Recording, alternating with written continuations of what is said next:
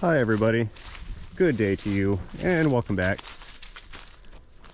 I'm sure you've noticed by now this video is going to be a stark departure from my normal style of content. A few days ago, Rich over at For Boss Me wanted to introduce kind of my biography, my story, so to speak. And so he and I got together, we talked about a few things, and he kind of just wanted to know my work history and some of my life history. I didn't get too personal on my end of it, and so Rich's video wasn't too personal. It was more of a professional level explanation of my career and progression as I grew in the automotive field.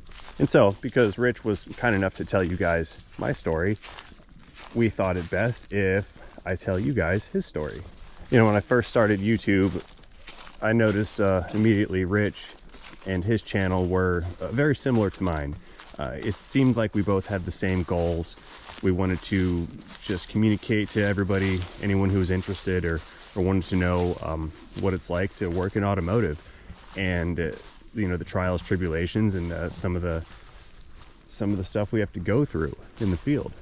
We wanted to offer transparency and quality customer service because being in the industry for as long as we have, we realize that the general population looks at us kind of negative. There's not a lot of trust there, and people loathe our profession because they think we're just out ripping people off. Deer, there's deer.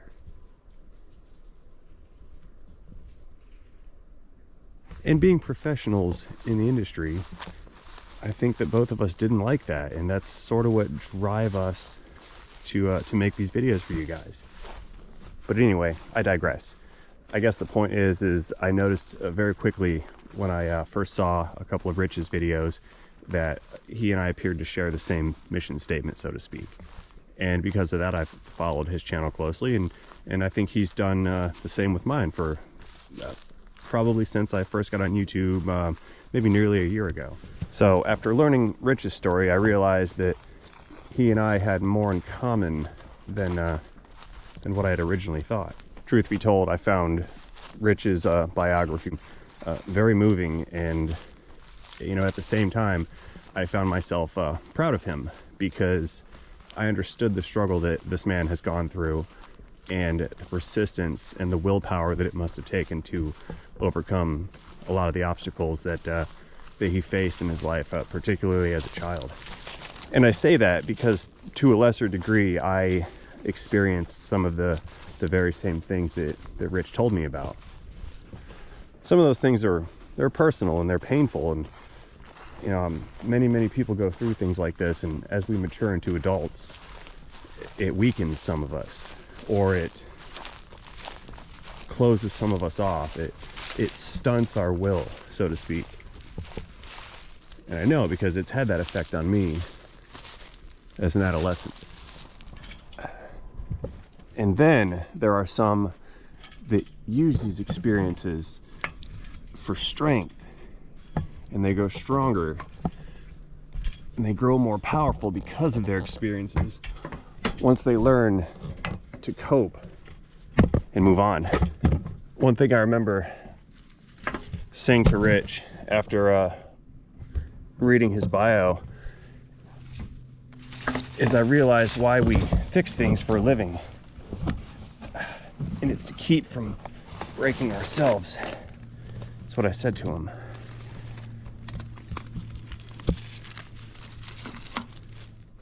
Like many of us, Rich came from humble beginnings, and his childhood was troubled right from the get-go. His mother had him at a very young age, 18 or 19 years old, and she grew up in a household where her parents would also treated the children very, very badly.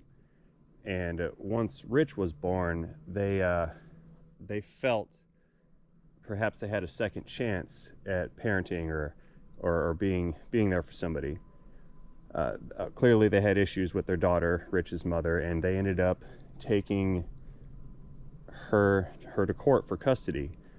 She was a drug user, she was an addict, and I guess there was family drama in there, and they ended up winning custody of Rich at a young age. I believe he was 1 year old. Shortly after, Rich's mother again became pregnant with Rich's sister. Just over a year later, they also ended up in a court battle for custody of Rich's sister, which they won and ended up with custody of both of the children. I understand the court found Rich's mother unfit to be a parent on 2 occasions, and due to her youth, her age, and her immaturity, she didn't have it in her to be a parent either, and she was in and out of the area, not very involved with her kid's life. Rich's grandparents did the best that they could. They wanted to be involved, at least his grandfather did. Rich tells me his grandfather was also a mechanic, and he was a poker player, and he and Rich went everywhere together. Rich remembers pictures of his grandfather and his buddies hanging out on the hoods of old Chevy cars or in the poker room. Pictures of him, stories of him and his grandfather, Rich being pushed around in his baby stroller. He was his grandfather's little man. He was his buddy, his sidekick. Rich tells me for some reason, though, his grandpa never really took to his sister. They didn't form a connection. They didn't have a bond. It was more the boys. Now, this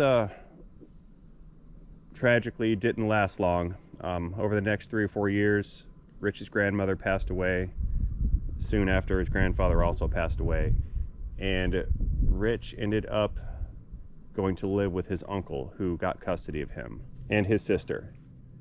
Now, his uncle was dating, engaged, married. He was with a woman. She also had a couple of other children, but she was involved in some narcotics activity, a drug smuggling ring, so to speak. And her grandfather was the boss. He was the ringleader. His organization would smuggle drugs out of Juarez, Mexico, into the United States. Needless to say, Rich's whole life as a child was filled with uncertainty. Years had passed, and Rich always knew as a child that he didn't belong there. This wasn't who he was supposed to be. And he realized this right around the time he ended up getting pulled out of school from 6th grade, middle school. By this time, his uncle had left the picture and moved on with his life, and Rich was still living with and being taken care of by the woman that was his uncle's significant other. And she ended up moving on to get with or date somebody else who was at a higher level within this the criminal operation that she was part of. And it turns out Rich was right. He didn't belong there. He found himself pulled out of school at 6th grade by a person that he's known as his mother his entire life, called her mom.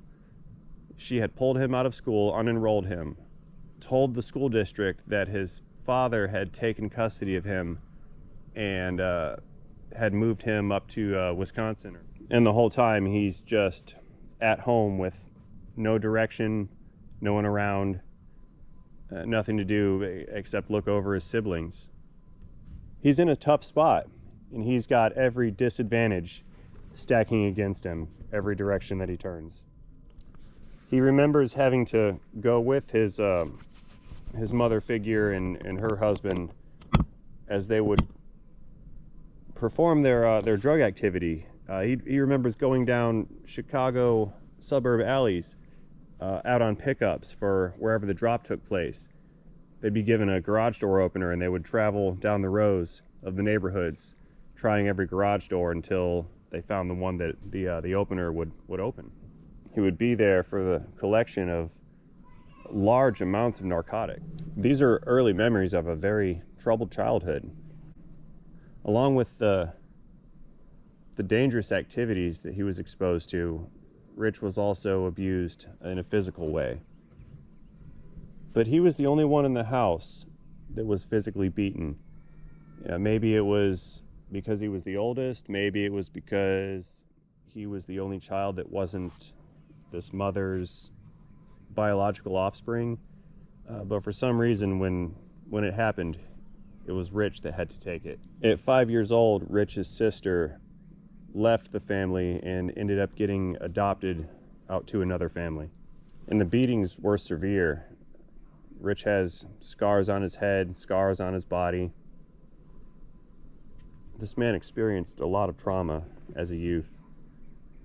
He recalls being punished by being locked in a room, nothing in it, and literally fed bread and water for days at a time, days on end. There's more to this story, and there's actually a newspaper article that was written about these events years ago, and I'm going to leave a link to that article down in this video's description. So we're gonna fast forward and speed up a little bit, change pace, so to speak. Years goes by, and the situation continues until Rich ends up running away. He decides it's time to get out of there, and he runs away at 13 years old and literally lived on the streets of Chicago, homeless. He would beg for food at restaurants or anywhere where he thought he could find something. He would clothe himself by scavenging for used clothing out of the Salvation Army drop boxes, until one day he couldn't sleep on the streets any longer, and he turned himself into the police. He told the police his story, and they went to his former family's home, and inside they found something like $4 million worth of narcotics, amounts in the tens of pounds, 18-20 pounds of drugs in the home. They say they found an entire trash can loaded full of narcotics. Because of this, Rich ended up a ward of the state and was placed into foster care. This went on for a couple of years. He went through 8 or 9 or so different foster homes before asking to be emancipated. And he was granted his emancipation at 17 years old, and he became his own adult and got a job. He was working nights at a YMCA as a janitor. Not only did he do that, he had another job that started early in the morning in construction. So this man would work from 11 o'clock at night until 4 or 5 o'clock the next day. And he did all of that to support himself and to take care of himself. And because of this, Rich became a master of all trades, so to speak. He began doing siding work, insulation work, general carpentry, construction, anything that he could do where he could learn, which ultimately landed him in automotive. After his first experience working on vehicles, he ended up taking a job with the newspaper, the Chicago Tribune, and worked there for maybe a year or so. He worked his way up to a supervisory position and had 12, 13 people kind of working for him or was part of his shift. He did that for a year or so and thought that perhaps his best bet for his future would be to enlist in the military, and he did. And even while in the military, he continued to wrench on vehicles. Even while Rich was deployed, he was in the motor pool helping out the mechanics to maintain the equipment. Problem solving, using his head, fixing things that other people had trouble diagnosing. You know, I like to say to myself, sometimes we do what we do not because we like it so much, but because we're good at it. We have a natural ability, a natural aptitude. Many of us, we don't know because someone taught us. We just know because we know. We know how to do it. And it's a process. It's a procedure. And many of us just know how to troubleshoot through that process.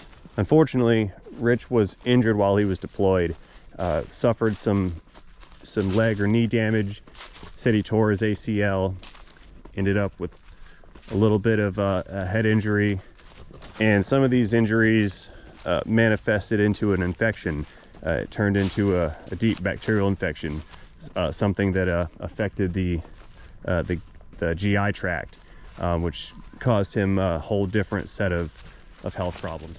After returning home, Rich found himself at a collision repair school down in Pocahontas, Arkansas, where he became certified in collision repair. Now, seeing as how Rich isn't the type to just do one thing in life, simultaneously he was working hauling fertilizer out to the farmers.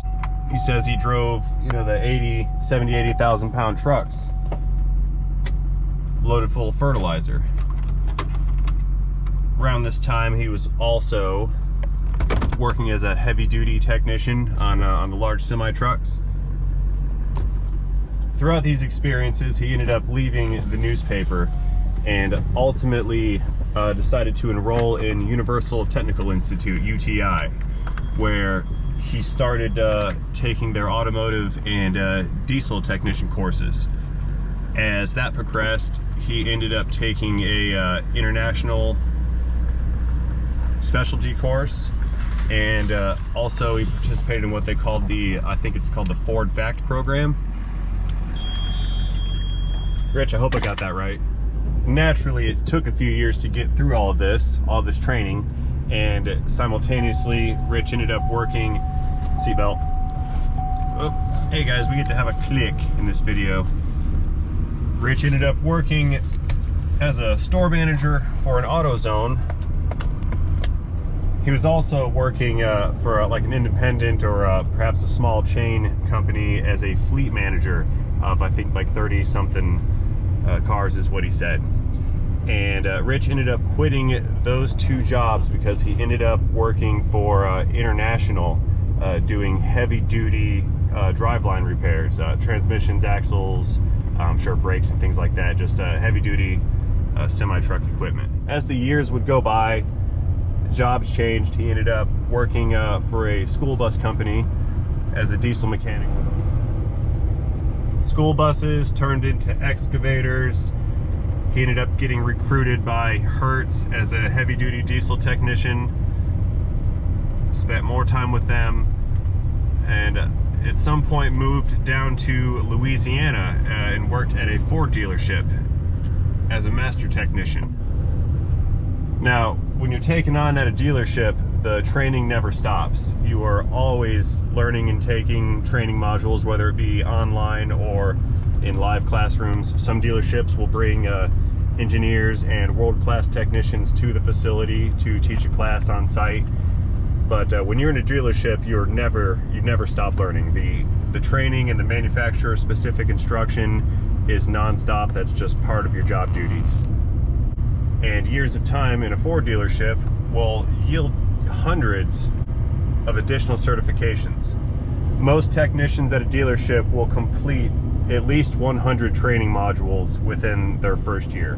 When the time was right, Rich ended up leaving Louisiana and he came back up north to Chicago because he was again recruited by Rush Trucking Center as a master diesel technician for their fleets and for their service department.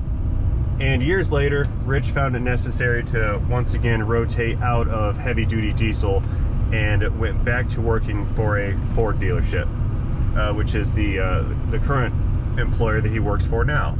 I believe Rich has been there for quite some time, and he's achieved rank of senior master tech within Ford Motor Company.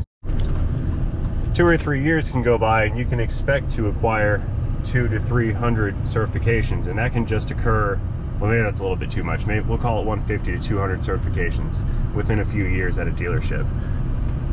And that adds to Rich's long list of certifications. He's had experience in all types of different fields all over the planet: military, civilian, automotive, heavy duty, heavy machinery, trailers, light trucks, medium, heavy duty trucks. And each one of those industries and each one of those fields carries with it a different type of mentality and a different set of skills. And Rich has been able to culminate all of this experience into who he's become today as a technician. Rich's count on the number of certifications that he's achieved is somewhere in the 400s. I believe he said around 440, 445 throughout his entire career. And folks, that's amazing. That's absolutely 100% amazing. It's impressive, and it shows dedication, it shows aptitude and skill, it shows determination. Not only is Rich doing all of this, working full-time at a Ford dealership, sometimes till 10, 11 o'clock at night, he also has another shop that he works at part-time for his own personal customers, personal projects, and you know, anything else he needs. So this man's running his own company and still bettering himself as a senior master Ford technician. You know, they say a skilled craftsman never stops learning, and I think Rich is a prime example. And that is exactly why he is the Ford boss. But don't think he's just a Ford fanboy. Rich is like most of us. He's a gearhead, he's a tinkerer, he's a problem solver. And that's never limited to just one vehicle or one type of machine, because we're fans of all of them. It's in our nature to take something that was neglected or abused, something that somebody would find it to be junk, and we can breathe new life into it and bring it back, make it function again. I don't know, there's just something about people in the industry, mechanics, carpenters, something about blue-collar people, where we have to create and we have to build, we have to fix things. That's just what drives us deep down inside. After hearing Rich's story, the first thing I said to him was, you and I have a lot more in common than I thought. Because hearing his reminded me of my own. And I realized that we do what we do because we've already been broken. And we've fixed ourselves. Where some looked at us like it wasn't worth it, we took ourselves and built it up from nothing. And that's why we do what we do. Because nobody's life was perfect. But it is what you make it. So why not make it the best you can? And that's why we fix things. That's what drives us. We fix the hardest things to fix. Because for guys like Rich, it's easy and it's natural. You know, there's another trait that I see in Rich. He didn't describe this, but complacency has no place with a man like Rich. For some reason, it's never enough, and there's always something better. There's always something bigger. There's more experience to have, and once one milestone has been achieved, it doesn't take long to feel the need to move on to the next. And this is how guys like us build. We build our empires and we build our careers off of that insatiable need to continue on, to learn something new, to move on to a new project, to take on a different challenge. And that's why Rich has his own shop on the side. That's his toe in the water towards that next move, that next challenge. When you realize you've been self-made your entire life and there's no reason to stop now. It's a lust for success that only a select few maintain. And I believe this man is one of them. Because he'll never stop and he will never slow down. Why would he? There's always something more to build, something else to fix. You guys take care. As Rich would say, be blessed.